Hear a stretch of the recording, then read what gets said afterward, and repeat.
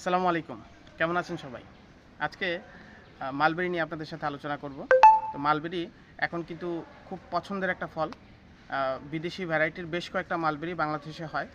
এর মধ্যে Turkish mulberry, long mulberry এগুলো বেশ স্বনামধন্য। সাথে চিয়াংমাইও আছে। তো আমার মতো যারা একটু মানে স্পেসের সমস্যা, জায়গার অভাব, তারা কিন্তু একসাথে চাইলে অনেকগুলো মালবেরি গাছ লাগাইতে পারেন।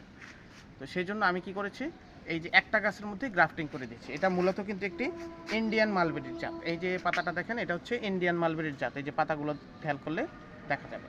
এই যে গাছে ফল চলে আসছে, এই ফলগুলো কিন্তু টক মিষ্টি হয়, একটু ছোট হয়, কিন্তু সারা বছর হয় এবং প্রচুর বেয়ারিং। আপনি যতবার পাতা ফেলে দিবেন ততবার হতে থাকে। তো এই ইন্ডিয়ান মালবেরি গাছটার সাথে আমি কি করলাম, আমার পছন্দের একটা খুব পছন্দের একটা জাত এখানে লাগিয়ে দিলাম। সেটা হচ্ছে এই যে লং মালবেরি।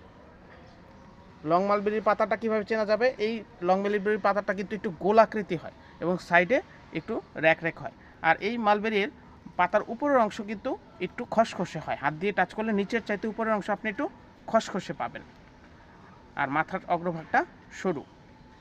আমি একটা উদাহরণ দেখাই। এই যে লং মালবেরি সকালে আমি হারভেস্ট করেছি। এই দেখেন কি সুন্দর চমৎকার কালার চলে আসছে। এই কালারটা হলে কিন্তু সবচেয়ে বেশি মজা লাগে। এইটা হচ্ছে লং মালবেরি। আর এই যে নিচের এগুলো কিন্তু ইন্ডিয়ান মালবেরি।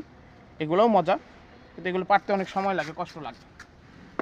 আর এইখানে এই যে গাছটা দেখতেছেন, এটা হচ্ছে চিয়াংমাই। এটাই যে এখানে গ্রাফটিং করে দেওয়া হয়েছে। এই যে এখানে গ্রাফটিং করে দেওয়া হয়েছে, এটা হচ্ছে চিয়াংমাই। এবং চিয়াংমাইয়ের ঠিক পাশে এই জায়গায় হচ্ছে টার্কিশ মালবেরি। এখানেও গ্রাফটিং করছে। এগুলোতে কিন্তু ফল চলে এসেছে। এই যে টার্কিশ মালবেরি কিন্তু বেশ বড় হয়। এই যেখানে খেয়াল করেন আপনারা, টার্কিশ মালবেরি কিন্তু সাইজে বেশ বড় হয়।